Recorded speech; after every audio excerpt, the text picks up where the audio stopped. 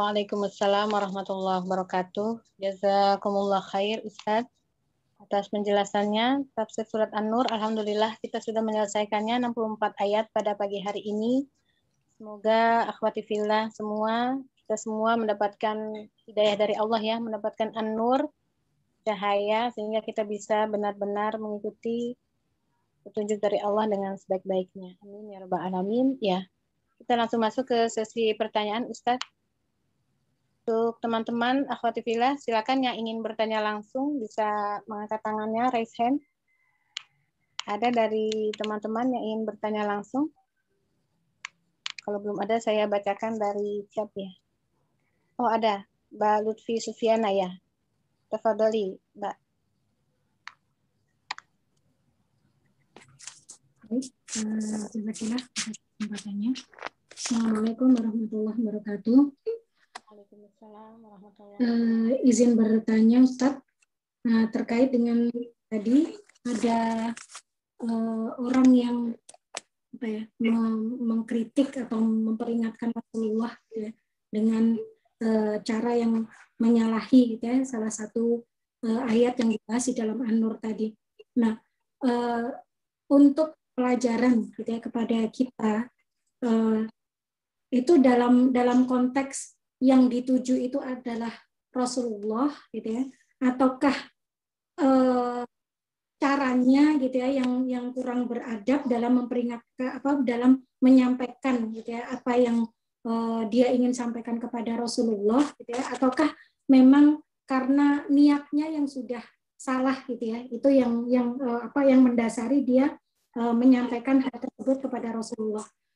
Dan mungkin untuk konteks kekiniannya gitu ya, ketika misalnya kita entah mungkin dalam suatu organisasi atau dalam suatu perkumpulan atau apapun gitu ya, apa yang perlu kita perhatikan ketika kita ingin memberikan masukan atau memberikan semacam mungkin kritik atau apalah kepada qiyadah atau pemimpin kita gitu ya, di mungkin organisasi atau perkumpulan atau apapun gitu ya, agar tidak sampai menyalahi sebagaimana yang dilakukan oleh orang tersebut kepada Rasulullah SAW.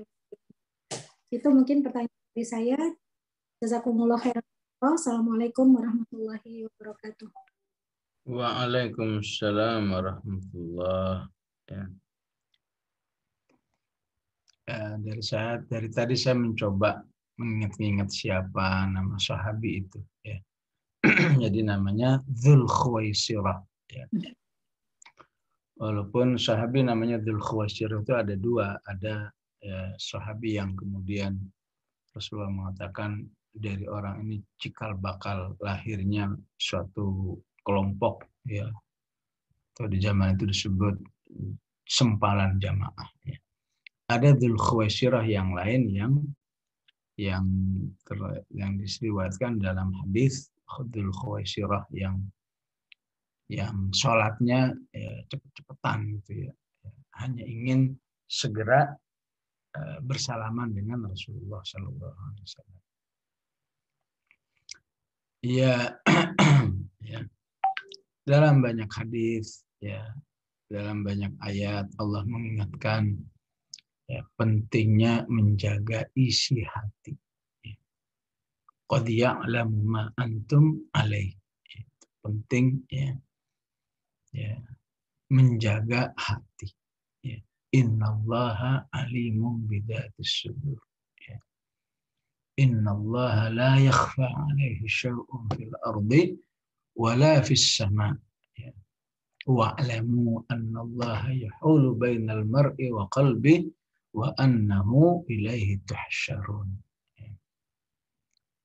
Hadis mengatakan ala inna fil jasadi mudghah idza saluhat saluhal jasadu kullu wa idza fasadat fasadal jasadu kullu. Dari hati itulah manusia ya, kalau itu baik maka yang keluar juga baik. Hati itu jelek, yang keluar juga jelek ya. Jadi sebenarnya ya, manusia itu ya, apalagi sesama orang beriman, jangan dikira komunikasinya hanya komunikasi lidah saja, komunikasi suara, komunikasi kata. Ya. Tapi sesungguhnya secara kehidupan umat manusia, khusus antara orang beriman, di situ ada komunikasi hati. Artinya, ya, ketika hati itu memang baik, ya, maka insya Allah akan menghasilkan pemilihan kata yang baik, ya, akan menghasilkan intonasi-intonasi yang baik, ya, ya. Hati yang baik pun juga akan menghasilkan raut wajah yang baik, ya, ya. Mungkin kalau Dzul Khuwaisirah itu raut wajahnya itu baik, mungkin Rasulullah nggak sampai marah begitu. Tapi karena memang itu merupakan akumulasi dari sekian bulan, ya, akumulasi kebencian, akumulasi, ya, ya, nyari-nyari kesempatan kapan ya bisa suatu saat bisa kita protes ini orang. Otomatis ya bahasanya, raut wajahnya, ya. Bahkan kalau nggak salah di riwayat itu tadinya majelis itu duduk semua, saking semangatnya berdiri. Del ya Rasulullah. Ya. Pemilihan katanya itu sudah menunjukkan ketidaksopanan. Para sahabat yang seusia dengan Rasulullah itu sedikit. Salah satunya nggak lebih dari 10 yang seusia, apalagi yang lebih tua. Hakim bin Hizam itu salah satunya yang seusia. Rata-rata itu ya junior semua. Abu Bakar, Umar, itu junior semua. Ibaratnya kalau saja orang itu hatinya baik, ya cukuplah ya di depanmu ini orang lebih tua daripada kamu. Senior secara usia.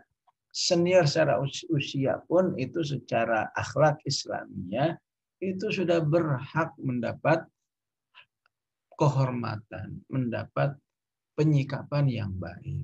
Mohon maaf ya, boleh saya ngasih masukan, ya, izin. Ya, apalagi dia itu ya guru, ya, ya selain orang tua dia juga guru, ya. Dan lebih dari itu dia adalah kekasih Allah Subhanahu wa taala.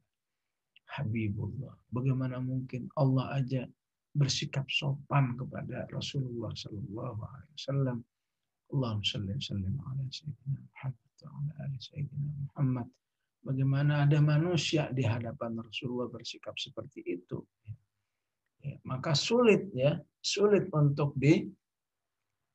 ya betapapun demikian kita kadang masih disuruh husnudzon, masih disuruh ya mencoba penafsiran yang lain, ya. Tapi ketika ada sudah terjadi akumulasi ya tadi ya intonasi, wajah, ya, gestur, ya, pemilihan kata, wah susah itu ditafsirkan yang lain. Ya. Nggak ada lain kecuali Rasulullah langsung ya, ngegas suaranya. Ilam adil faman ya'dil. Ya, seperti itulah. Ya. Jadi insya Allah ya saudara-saudara kita tahu, oh ini insya Allah kritikan karena ketawaduan. Oh ini kritikan penuh kesopanan. Oh ini kritikan yang ikhlas. Itu terlihat kok. Ya jangankan orang-orang yang sudah dewasa. Kita komunikasi dengan anak kecil aja tahu. Ya. Punya anak kecil 3 tahun, itu tahu, oh ini ibunya lagi kesel, oh ini ibunya lagi sayang. Ya. Itu nggak bisa dinafikan dalam kehidupan manusia. Bahwa manusia itu dalam komunikasi tidak hanya dengan mulut dan bahasanya, tapi juga hatinya itu juga menentukan. Oleh karena itu, disinilah ajaran ikhlas dalam Islam itu sangat dikuatkan. Ayo ikhlas. Allahu ghayatun. Karena ya, ketika ikhlas ketemu ikhlas itu insya Allah gampang. Tapi kalau ya, Satu enggak ikhlas, satu ikhlas, itu susah ketemu. Penting ngumpullah bersama orang-orang yang mukhlisin, biar gampang nyambungnya. Nyambung dalam bab-bab kebaikan itu mudah nyambung, insyaallah. Wallahu a'lam. Jazakallah khair Ustadz atas jawabannya. Ya, semoga yang bertanya sudah mendapatkan jawabannya yang baik ya. Jawaban yang memuaskan. Oke. Ya, selanjutnya saya akan baca dari chat ya Ustadz ya. Di sini ada beberapa pertanyaan Ustadz. Assalamualaikum Ustadz. Jika pemanggilan teteh atau mbak itu karena kedekatan hubungan, bagaimana ketika beliaunya sedang berceramah manggilnya ustazah? Itu Ustadz pertanyaannya. Iya, itu bagus saya kira ya. Jadi pemanggilan teteh itu lebih pada ya keakraban, dan ketika keakraban itu bisa membuat lebih komunikatif ya, maka itulah yang terbaik insya Allah ya. Tapi ketika orang tersebut di hadapan orang lain ya, maka panggilan ustazah itu ya merupakan pengakuan dirinya atas pengakuan yang lain. Ya. Istilahnya, jika kalian mengakui ini ustazah, saya juga ngakui kok memang orang ini baik. Layak dipanggil ustazah. Ya. Artinya itu sudah baik ya. Termasuk bahkan mungkin seorang itu menghadiri sebuah majelis ilmu yang mungkin pengisinya adalah suaminya sendiri ya. Maka tetap ya, anjurannya bukan di majelis itu manggilnya Abi ya. Abi saya tanya nih, nggak bisa begitu, tetap Ustadz manggilnya ya. Di usia saya masih SD ya, saya sering menghadiri sebuah majelis taklim di kota Surabaya itu ya, ada seorang istri yang memang hadir di majelis taklim itu pengisi suami ya, maka biasa dia manggil Ustadz ya. Bagaimana kalau kasusnya seperti ini, walaupun saya lihat dia bertanya itu lebih kepada ya memancing yang lain ataupun memberi informasi yang lain, karena di majelis itu karena banyak ibu-ibu yang mungkin agak awam sehingga kalau disuruh nanya nggak bakal mau nanya ya. Maka istri seorang ustadz itulah yang selalu pura-pura nggak ngerti. Gimana kalau begini kasusnya? Gimana kalau begini? Banyak nanya ya, untuk memberi pelajaran kepada masyarakat yang hadir. Dia tetap manggil ustadz ya.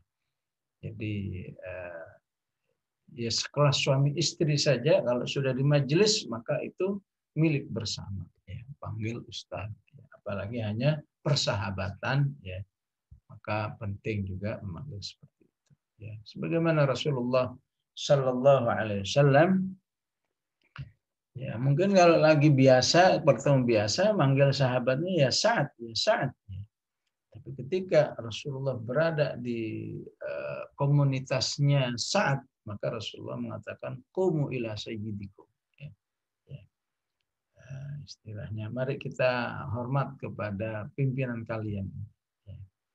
Rasul menyebut pemimpin ya. Qumu ila sayyidikum ya. Mirip seperti itu insyaallah. Allah taala alam.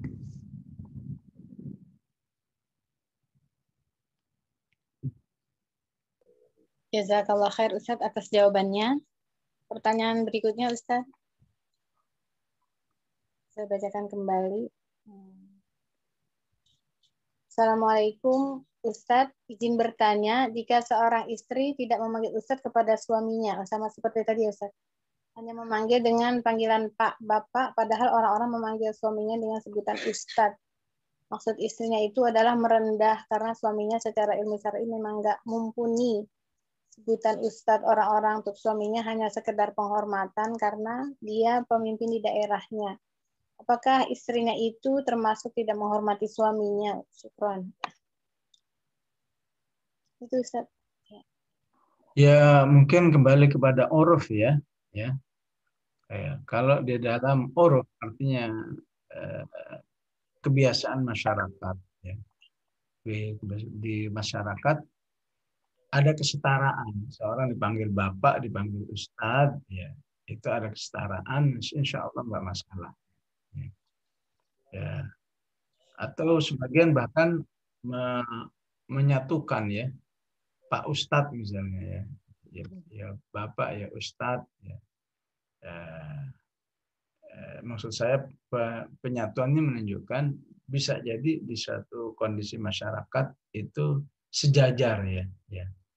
Katakan bapak itu kemuliaan dalam ketokohan, ustadz kemuliaan dalam keilmuan istilahnya. Ya, kalau ternyata itu sejajar, ya insya Allah nggak termasuk ya, merendahkan keberadaannya sebagai ustadz. Allah. Baik Ustadz, pertanyaan selanjutnya.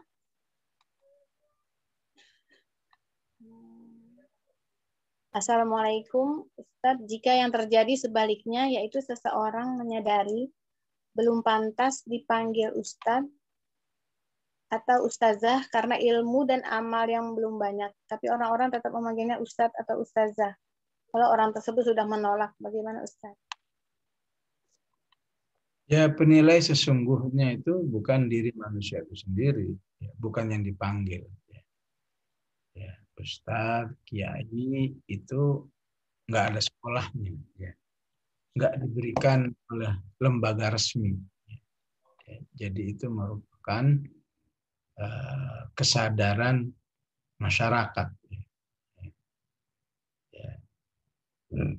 Jadi kalaupun dia mau menyatakan mohon maaf saya ini bukan ustadz, bukan ustadzah, orang biasa ya nggak apa-apa. Tapi nggak boleh marah juga kalau masyarakatnya masih menganggap kamu tuh ustadz, kamu tuh kiai. Ya itu sah-sah saja ya. Karena itu ya sebagian masyarakat kita memang mencoba untuk mengalihkan panggilan itu. Ya boleh aja ya. Sebetulnya dia ustadzah tapi manggilnya mamah misalnya ya. Mamah fulanah misalnya. Ya, orang lebih manggil dia itu AA fulan misalnya. Ya, itu bisa jadi sebuah rekayasa agar orang nggak manggil kiai atau nggak manggil ustadz dan lain sebagainya. Ya. Allahu a'lam. Ya, selanjutnya Ustadz, ada lagi pertanyaan. Bagaimana Ustadz kasus di negara lain sampai ada fatwa boleh membantai kelompok tertentu Ustadz?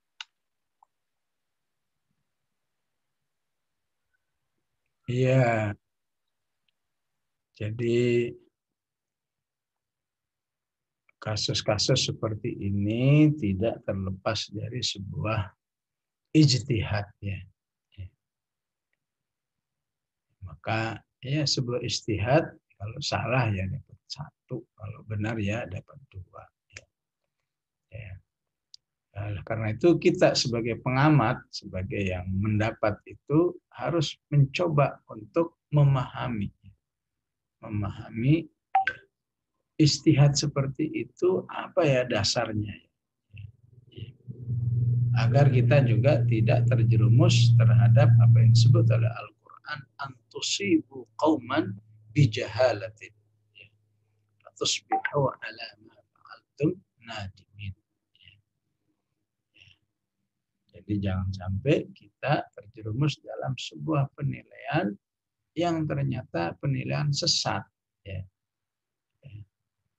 Maka harus mencoba mencari info sebanyak-banyaknya. Ya. Cari info sebanyak-banyaknya agar informasinya akurat. Oh ternyata bisa dimaklumi kalau kemudian sampai ya ada kelompok yang membenarkan ya menghabisi kelompok yang lain dan seterusnya. Walaupun kalau kembali kepada sirah ya Rasulullah SAW tidak mudah ya menentukan kelompok orang-orang beriman itu layak dibunuh. Sekelas Ali bin Abi Thalib ya tidak pernah berpikir tadinya memerangi Khawarij. Tapi Ali sudah mengingatkan, kita akan damai, kita tidak akan sampai katakan bertumpahan darah. Tapi kalau kalian memulai, ya kami siap melawan kalian. Ya. Nah, ini yang mungkin bisa diambil pelajaran dari perkataan Ali bin Abi Thalib. Tapi kalau kalian memulai, kalau kalian mengerahkan kekuatan bersenjata, kami pun akan siap ya, menghadapi kalian dengan kekuatan senjata. Nah, karena itu kita juga begitu, jangan sampai gimana sih ya kok orang Islam memerangi orang Islam yang lain ya. Padahal ketika yang memerangi ini ya, sudah berpuluh-puluh tahun bersabar atas kejahatan kaum muslimin yang zalim ini. Yang hanya karena tidak terekspos ya. Berapa banyak keluarga mereka ya, yang laki, yang perempuan, yang anak, yang bapak, yang istri udah terbantai ya. Yang kemudian ketika terjadi ya katakan boleh melawan mereka itu dari akumulasi dari sekian puluh tahun ya. Tapi karena keburu terekspos seakan-akan yang melawan inilah yang salah ya. Ya. Yang berbuat jahat yang bertahun-tahun dan sekian ribu orang udah mati di tangannya ya, karena nggak terekspos dianggap akhirnya dia yang terdalimi ya.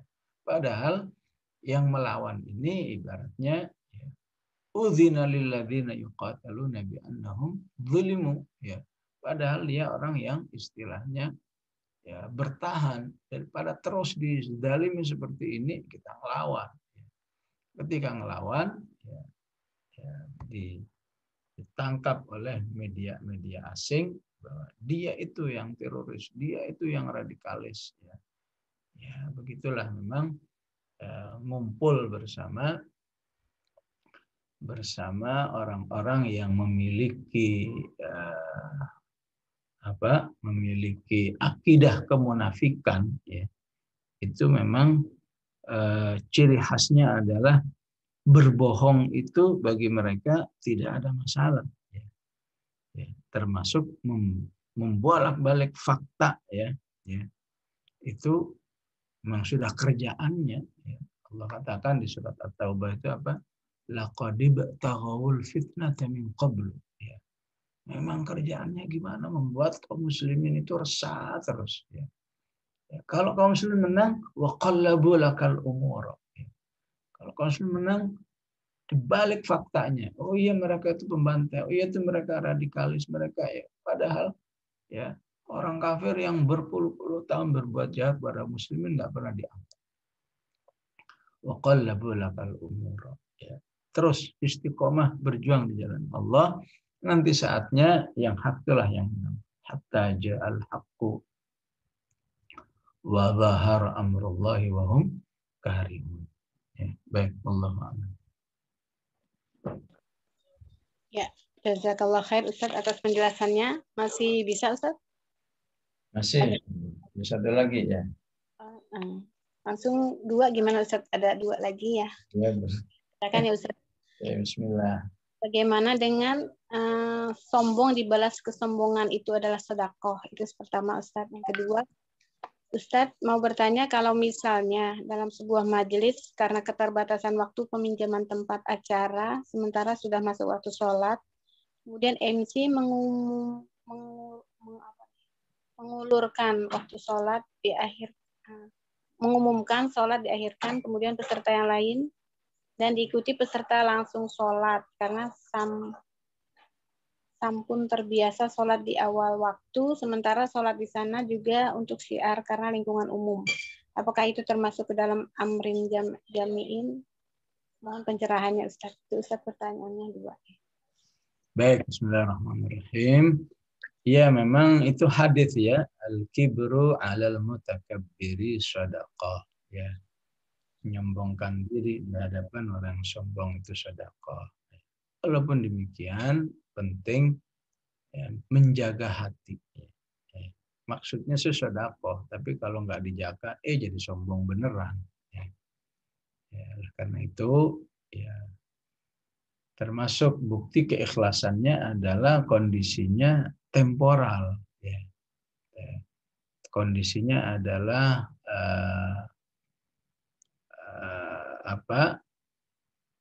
kondisinya dalam kejadian-kejadian tertentu. Artinya itu bukan menjadi kebiasaan dirinya. Ya, hadis ini kan diungkapkan atas peristiwa yang terjadi pada sahabi namanya Dihyatul Kalbi. Ya, ketika dia lihat orang-orang kafir itu kayaknya menunjukkan kegagahannya, ya, maka Dihya Al-Kalbi ini juga bisa menampilkan seperti itu. Ya. Ya. Maka ya, insya Allah itu ya, menjadi sedekah. Ya. Ya. Ya, apakah mungkin sesekali karena melihat orang yang nggak bagus akhlaknya, katakan memamerkan mobilnya misalnya, ya, maka bisa saja seorang, ya, kami orang-orang soleh jangan dikira nggak bisa punya mobil sebagus kalian. Ya, yang satu memamerkan HP-nya, ya. Kita tunjukkan bahwa kamu kira HP-ku jadul, ya. HP-ku juga yang terbaru nih, ya. Ya, itu memang bisa sedekah, ya, agar terkesan, ya, bahwa Allah pun bisa meluaskan rezeki orang-orang yang soleh ataupun solihah. Wallahu a'lam. Ya. Memang betul, ya.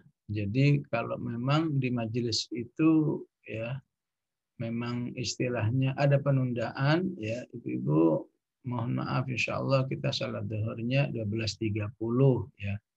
Maka itu adabnya memang sudah termasuk amrin jami'in. Ya. Ya, jadi tidak layak, ya, tidak elok istilahnya, ya. Wah, saya mau sholat ala waktiha, ya. Akhirnya umatnya jadi terpecah, ya. Setengah udah pada sholat, yang satu masih ceramah, masih dengerin, ya kan, ya Allah, ya. Yang sampai penilaiannya, ya Allah, sekecil itu umat Islam itu nggak bisa bersatu. Gimana global, ya, majelis taklim aja nggak bisa bersatu. Yang satu ngotot, ya, nggak bisa sholat ala waktiha, yang satu, ya.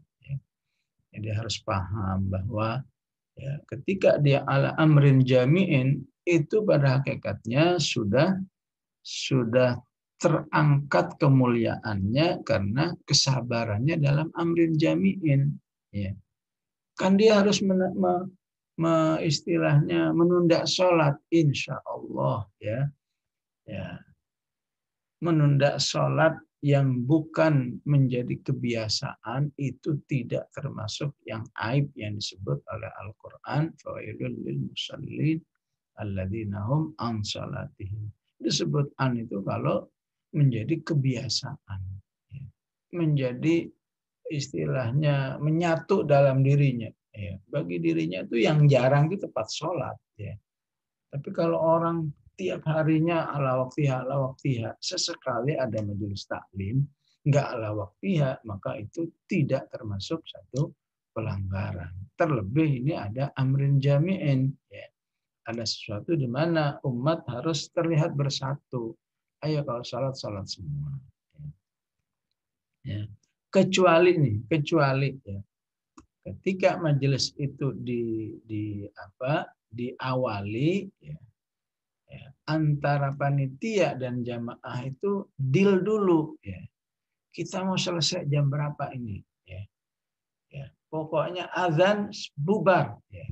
Deal ketok palu, ya. ya siap pokoknya. Kalau ternyata setelah azan ya MC-nya melanggar misalnya, maaf Bu, tanggung nih ya. Maka di sini boleh seorang katakan memisahkan diri sholat. Kenapa? Karena MC-nya tidak komitmen dengan perjanjian awal. Maka penting seperti itu. Ataupun dalam hal yang lain ya, pengisinya atau pemimpin rapatnya yang paham ya, ketika dia melihat melihat ini kayaknya orang kepinginnya adzan selesai, maka tawarkan ya, jamaah gimana, kita mau terus atau kita mau sholat ya. Mohon maaf, jangan ada yang satu sholat satu terus ya. Kita ya harus amrin jami'in bersatu. Kalau ternyata mayoritasnya sholat ya sudah, sepenting apapun kita cukupkan di sini. Ataupun disepakati, habis sholat kita balik enggak? Kalau sepakatnya enggak balik ya sudah, enggak usah dipaksakan harus balik juga. Nah, itu juga bisa mengkiati supaya kesan amrin jami'innya tidak terlanggar ya, dengan kebijakan-kebijakan pemimpin yang ada. Ya. Ataupun bisa juga kebijakan itu dari jamaahnya. Mohon maaf interupsi, kita kan sudah adzan. Ya. Boleh enggak kalau kita cukupkan sampai di sini? Mohon maaf, ini hanya usulan misalnya. Ya, ya seperti bahasa-bahasa umumnya kita kan begitu ya. Ya. Oh mohon maaf Bu, kita nggak bisa nerima itu. Ya sudah silahkan. Ya, akan lebih bagus. Kalau gitu saya mohon pamit aja ya. Nah, itu agar kita tidak menjadi pelanggar amrin jami'in. Ya. Ataupun lebih bagus lagi, oh maaf Bu nggak bisa Bu karena tanggung nih ya. Ya sementara tadi tidak ada kesepakatan, ya, maka dia mengalah. Oh, baik kita ikutin ya. Atau saat memanjangkan kembali itu minta kesepakatan ya. Kita mundur sholat zuhur sampai berapa menit nih? 30 menit. Maka semuanya harus komitmen dengan 30 menit. Intinya ya banyak cara ya agar umat Islam itu ya dalam sekup kecilnya pun ya bisa terlihat solid, terlihat bersatu. Istilah ayatnya ada amrin jami'. Baik, Allahu a'lam wa sallallahu ala sayyidina Muhammad wa ala alihi wasallam. Alhamdulillahirabbil alamin. Bismillahirrahmanirrahim. Allahumma shalli wa sallim ala sayyidina Muhammad wa ala ali sayyidina Muhammad. Allahumma ighfir lana wa liwalidina warhamhum kama rabbawna shighara. Rabbana la tuzigh qulubana ba'da idh hadaytana wa hab lana min ladunka rahmah innaka antal wahhab. Allahumma aslih lana dinana alladhi huwa ismatu amrina wa aslih lana dunyana allati fiha ma'ashuna wa aslih lana akhiratana allati ilayha ma'aduna waj'al al-hayata ziyadatan lana fi kulli khair waj'al al-mauta rahatan lana min kulli syarr. Allahumma rabbana hab lana min azwajina wa dhurriyyatina qurrata a'yun waj'alna lil muttaqina imama. Sallallahu alaihi sayyidina Muhammad wa ala alihi wa sahbihi wasallam. Alhamdulillahirabbil alamin. Wassalamualaikum warahmatullahi wabarakatuh. Waalaikumsalam warahmatullahi wabarakatuh.